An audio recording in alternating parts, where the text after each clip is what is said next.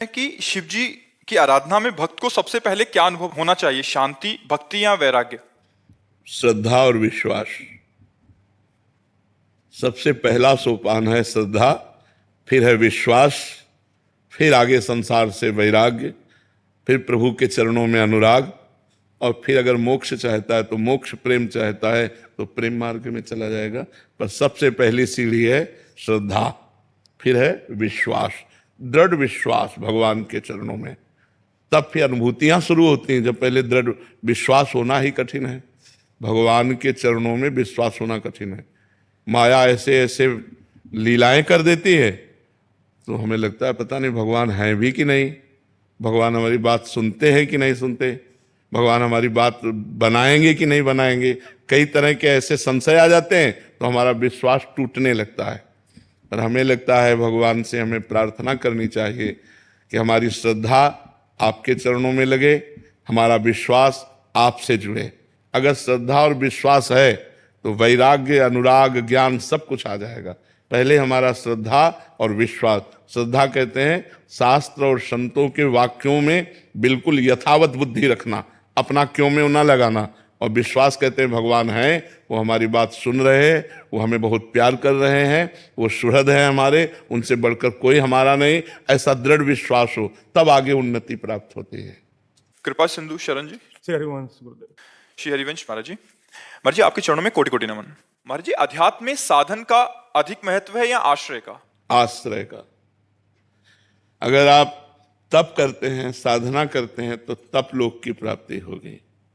लेकिन यदि भगवद आश्रित हैं और कोई त्रुटियां भी हैं, ऐसी समस्याएं भी हैं जो नहीं होनी चाहिए और आपका शरीर छूट जाता है, तो आश्रय से भगवत प्राप्ति होगी। मेरे बनाए ना बनेगी कोटि कल्प लो, आपके बनाए बनेगी पल पाव में। हर समय जितनी हम में ऊर्जा शक्ति है वो हम लगाकर भजन करेंगे। जितनी हमारी बुद्धि काम कर रही है हम गलत आचरणों से बचेंगे।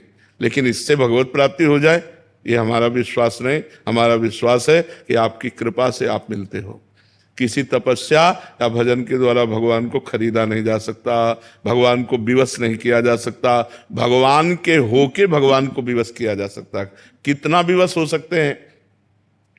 अर्जुन जी जहां खड़े होते हैं और उनकी जहां पादुका होती है वहां अखिल कोटि ब्रह्मांड नायक परात्परीश भगवान श्री कृष्ण सारथी के रूप में बैठते हैं।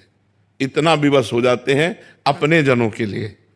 अपना जन आश्रय से होता है, मैं आपके आश्रित हूं। आश्रित की चिंता होने लगती है आश्रयदाता को। जैसे आपके दरवाजे पे एक कुत्ता बैठे, आपसे कोई मतलब नहीं, लेकिन वो कहीं जाए ना, तो आप अपने आप उसके भोजन की व्यवस्था करने लगेंगे। एक दिन ना सही, 2 दिन ना सही, जब आप देखोगे जाते नहीं, दरवाजे पे बैठा रहता है, तो 2 रोटी लेके निकलोगे और डालने लगोगे।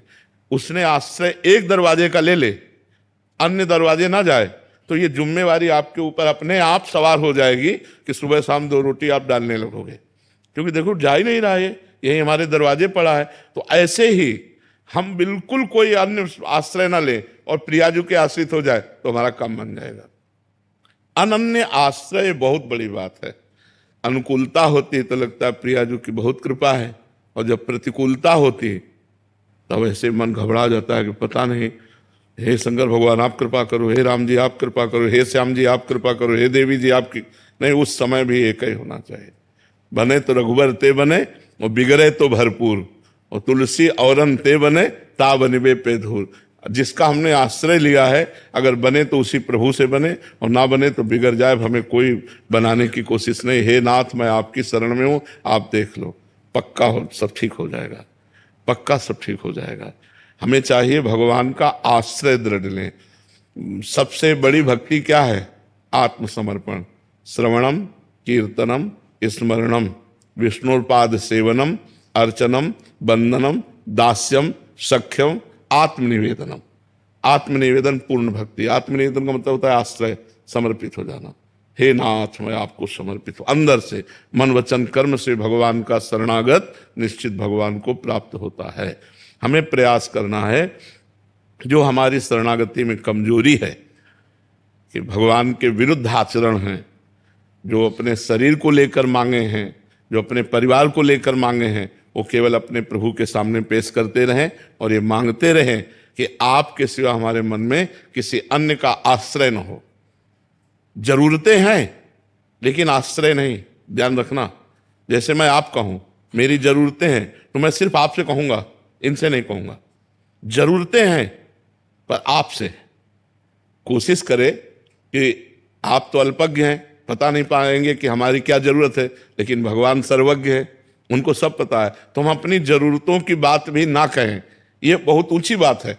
लेकिन अगर कहें तो सिर्फ अपने प्रभु से, जो हमने प्रभु को अपना माना है, राम रूप, कृष्ण रूप, राधा रूप, शिव रूप, हम उसी से बात करें कि ये जरूरतें यद्यपि हमें आपसे नहीं कहनी चाहिए, पर हम अज्ञानवश कह रहे हैं ये जरूरतें, पर आपसे, औरों से नहीं। तो ये अनन्य आश्रय जो है ये बहुत जल्दी भगवत प्राप्ति करा देता है।